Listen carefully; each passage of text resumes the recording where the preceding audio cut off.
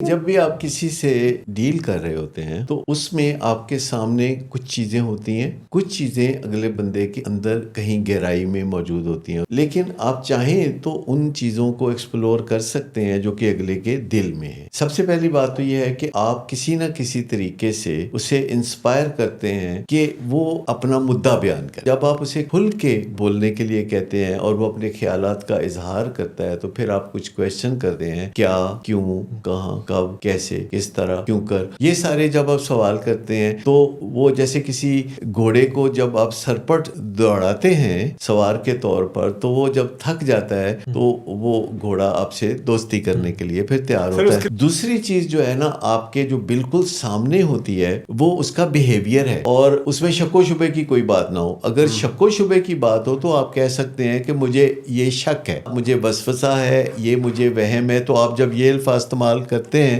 تو دوسرا بندہ اتنا offended feel نہیں ہوتا۔ تو تیسری چیز ہے کہ پھر آپ اس کی باڈی لینگویج دیکھتے ہیں، کیونکہ جو باڈی لینگویج ہے وہ لفظوں کا ساتھ نہیں دے رہی ہوتی۔ کوئی بھی انسان بہت جھوٹ بول سکتا ہے پر اس کی جو باڈی ہے وہ جھوٹ نہیں بولتی، باڈی لینگویج ہمیشہ سچ بولتی۔ اچھا، جب آپ کو یہ تین چیزیں پتہ لگ جاتی ہیں کہ وہ کیا رہا ہے، اس کا عمل کیا ہے، اس کی باڈی لینگویج کیا ہے، تو آپ یوں سمجھے کہ ٹھیک آپ اس کے دل کے اندر چلے گئے اور آپ کو پتہ چل گیا ہے کہ اس کے دل میں کیا ہے۔